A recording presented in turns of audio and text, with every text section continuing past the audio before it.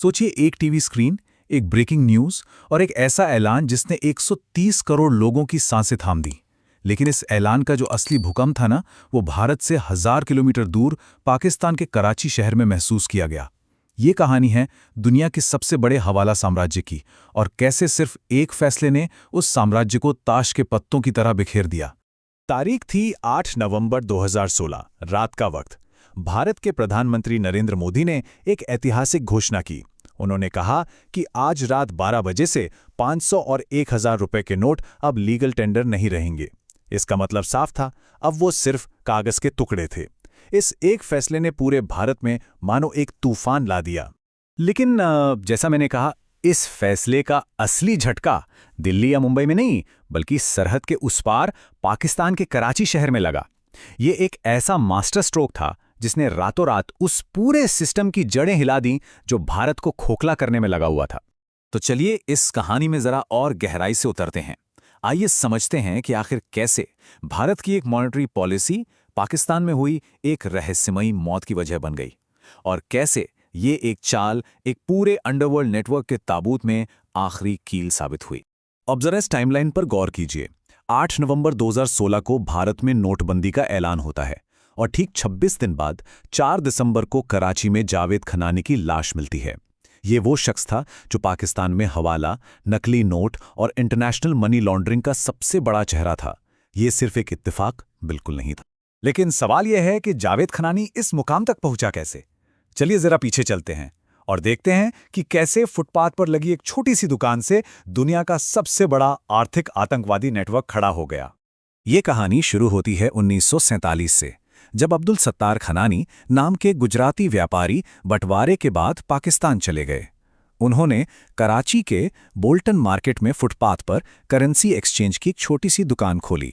1980 के दशक में उनके 2 जुड़वा बेटों जावेद और अल्ताफ ने यह कारोबार संभाला और इसे एक बिल्कुल नए लेवल पर ले गए। उन्होंने हनीफ कालिया के साथ मिलकर खनानी एंड कालिया इंटरनेशनल यानी केकेआई बनाई, जो बाहर से तो एक लीगल कंपनी लगती थी, लेकिन अंदर की कहानी कुछ और ही थी। और ये आंकड़ा सच में चौंकाने वाला है। कुछ ही सालों में पाकिस्तान के पूरे फॉरेन एक्सचेंज मार्केट का 40% हिस्सा सिर्फ इस एक कंपनी के कंट्रोल में आ गया। आप सोच सकते हैं, देश में आने जाने वाले 10 में से $4 इन्हीं की तिजोरी से होकर गुजर रहे थे। दोनों भाइयों ने काम भी बांट लिया था। जावेद ने पाकिस्तान का ऑपरेशन संभाला और अल्ताफ ने दुबई, लंदन और न्यूयॉर्क में अपना इंटरनेशनल नेटवर्क फैलाया। तो इनके कारोबार का राज क्या था? वो था हवाला। ये पैसे ट्रांसफर करने का एक पुराना इनफॉर्मल सिस्टम है जो सिर्फ भरोसे और जुबान पर चलता है। मान लीजिए कराची में किसी ने जावेद को नोटों से भरा बैग दिया और कुछ ही मिनट में दुबई में बैठे अल्ताफ का आदमी उतनी ही रकम किसी और को दे देता। ना कोई बैंक, ना कोई कागजी कार्रवाई।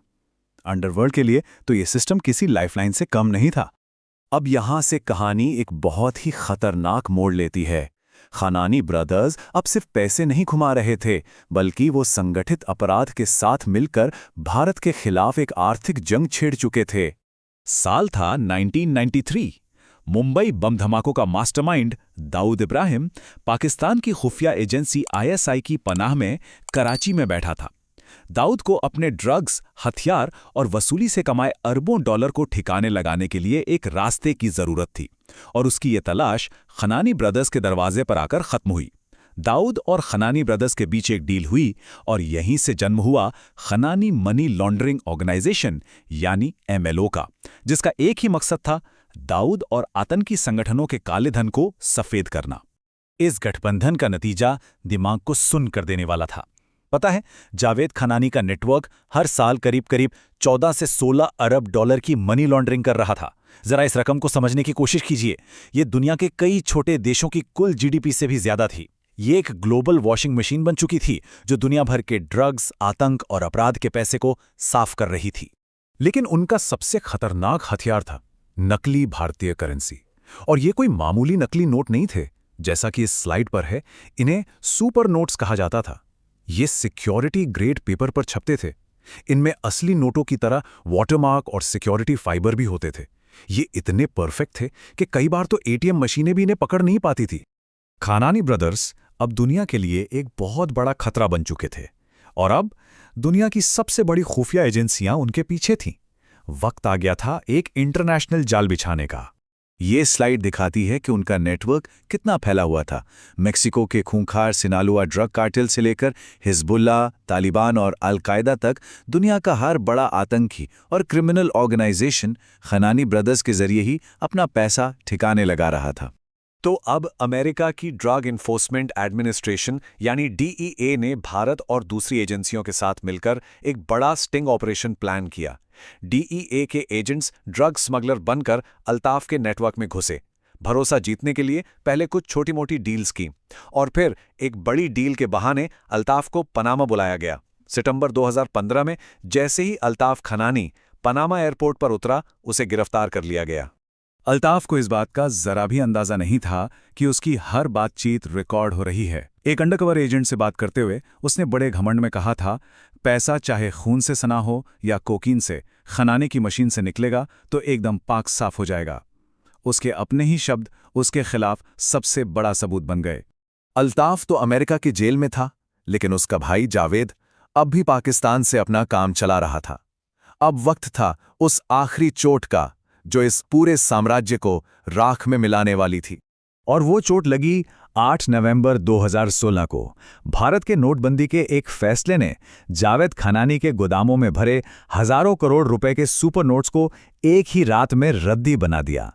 सालों की मेहनत, पूरी प्लानिंग एक झटके में जीरो हो गई। अब जावेद खनानी चारों तरफ से घिर चुका था। एक तरफ वो आर्थिक रूप से बर्बाद हो गया, दूसरी तरफ दाऊद और आतंकी संगठन उस पर अपना पैसा वापस करने का दबाव बना रहे थे। उधर जेल में बंद उसका भाई अल्ताफ अमेरिकी एजेंसियों के सामने आईएसआई के राज खोलने लगा था। मतलब जावेद अब अपने पाकिस्तानी आकाओं के लिए ही एक बोझ और एक बहुत बड़ा खतरा बन चुका था।